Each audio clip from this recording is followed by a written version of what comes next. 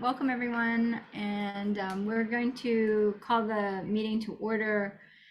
And the first business that we have is the approval of minutes from March 28, 2024, and Marcus had emailed that to us earlier.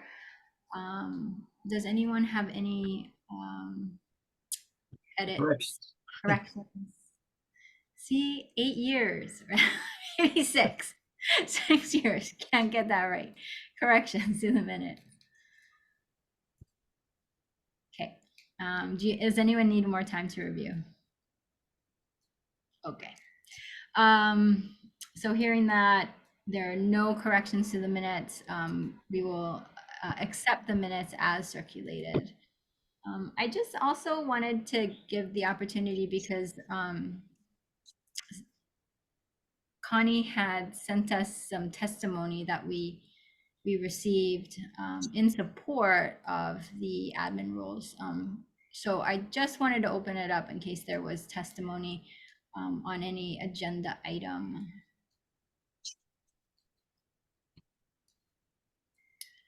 Okay, hearing and seeing none, we will move on with the agenda.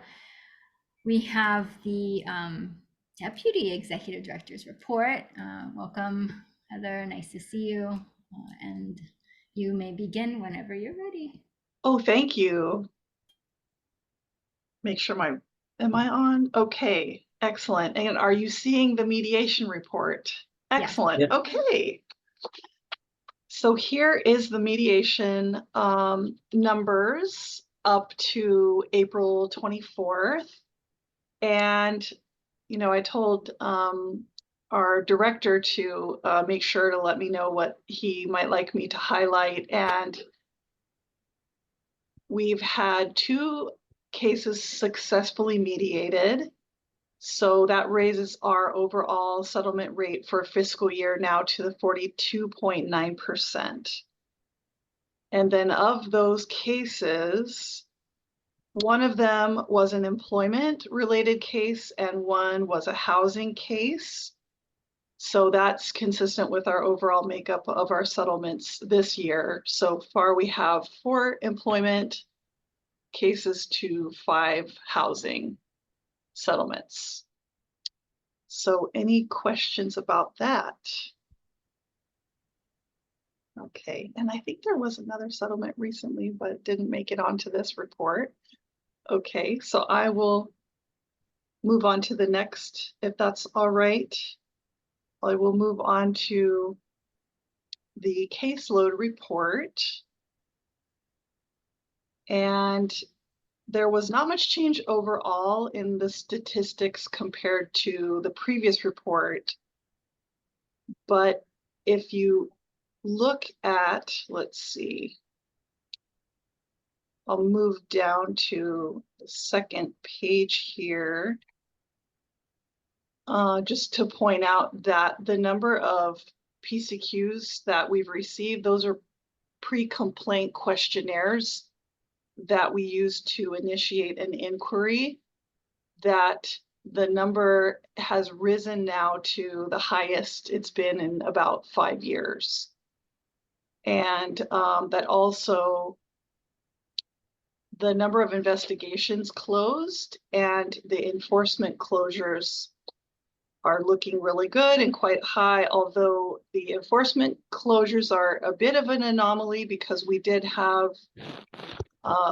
one underlying occurrence resulting in 7 cases. So 7 distinct complainants arising from the same factor occurrence. So that concludes my report. And if there are any questions about that, or if you'd like me to, oh, there's more. If you'd like me to go back through anything, I'd be happy to do that, and I'll do my best. Commissioners, do you have any questions for Heather? Okay. All right. Good. Thank Thank you. I'll quit sharing now. That was great. Thank you. And then, so Connie, we have the Chief Counsel's report next. Okay, so I know we're kind of looking forward to some update on docketed cases.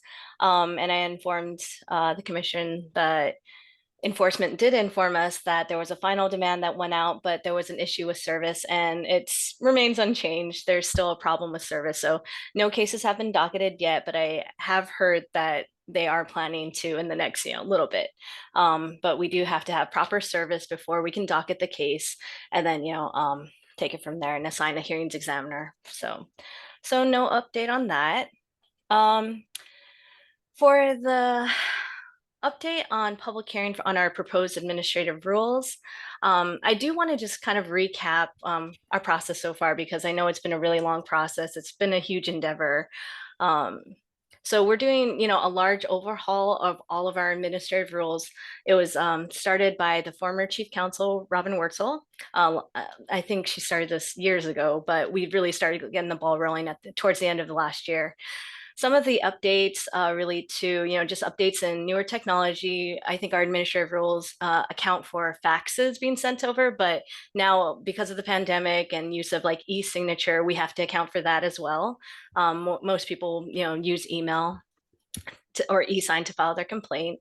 We have amendments to our administrative rules in the definition section. The major one relates to the definition of employment. I think we discussed it earlier. And also all these administrative rules can be found on our website. Other rules are a little bit more substantive, such as the ones relating to pregnancy accommodations, and to be a little bit more explicit that reasonable accommodations can include accommodations for individuals who use medical cannabis in employment. So that's actually one that we weren't sure was going to have a lot of controversy, but it was a little bit sticky for us, having it reviewed by certain people. So we did post it to our website. We had a public comment period, and we did receive only two or a few comments, like two comments, one from the chamber and then also from a private law firm. We're still accepting comments on these rules, but we sent it over to LRB, for just kind of form changes, anything like that. And we also went in front of the Small Business Regulatory Review Board, which we'll also have to go to after we have the public hearing. So right now we're having the AG's office look over all of our rules, just to see if they have any comments, because they suggested that when we go to the public hearing, we should have a hearing on the rules we want to implement. It's not just to get more comment on it, because if we do make substantive changes, we would have to go back to the drawing board and then go back to a public hearing. So I understand their thought process on that. It just has been a little bit longer than we've hoped. The good news is I did get in touch with someone at the AG's office, and they have done their initial review and they think it's okay. So there's no real changes. They have some suggestions on the language. So we're just waiting for their final review before we can get the governor's approval again to hold the public hearing, and then we'll, hold the public hearing. So that's where we are on that. Yeah, so I think there's a lot of lessons learned. I think ideally we would maybe actually try to do rulemaking a little bit more often rather than trying to do this huge overhaul, because I think what hurt this process is people were worried about like 170 pages and they wanted to look at everything very closely. So it might be easier if we focus our attention on certain things, like just updating how to file a complaint or just updating the pregnancy rules or things like that. But, that's something we can consider in the future. That way it's a little bit more targeted and easier to, go through with the process. Okay, so next on the agenda, update on legislation.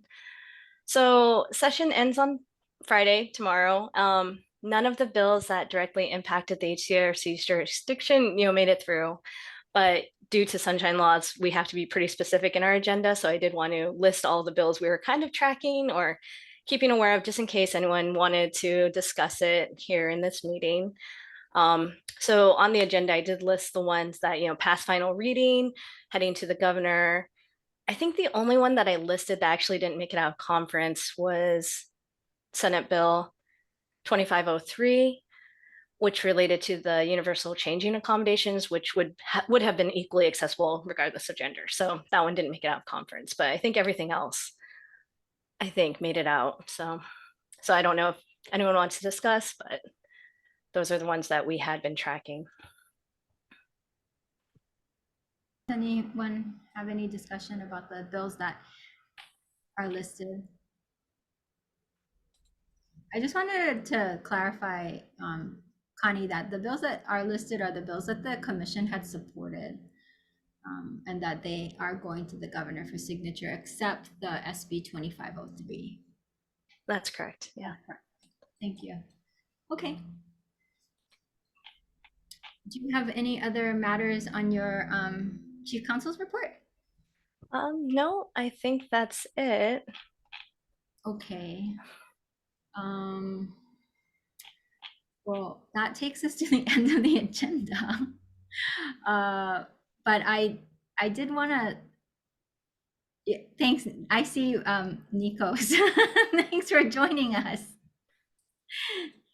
We did also have a period where I asked for testimony. So if you did have any testimony on any of our matters, then we're happy to take it. But thank you so much for being Are here. meetings typically this brief? Not always. No. Oh, okay. No. But yeah, we did do the deputy executive director's report, and then we had our chief counsel's report. Usually our legislative meetings are a lot longer because we go through all of the bills, but because session's pretty much over, we did, Connie, our chief counsel, just reported on the bills that moved through conference. But we're happy you joined us. Thank you. I think we're going to set the next meeting, which will be in June. And for Joan and I, that'll be our last meeting. We permanently term out at the end of June. So let's set that meeting. And we were trying to do it on a certain day, but I think it was Thursdays at 2. And it was I don't know why we did it so early in May. I think we had to move it for some reason. I think we skipped April because March was really late, and so all of our schedules didn't work out in we April. couldn't do it at the end of April. Right. That's right. So we pushed it to May, but so maybe we can do it either the 2nd or the 3rd or 4th week of June, just so that in case staff has anything that they want done before you're down 2 members, then we can do it. So the 20th or the 27th.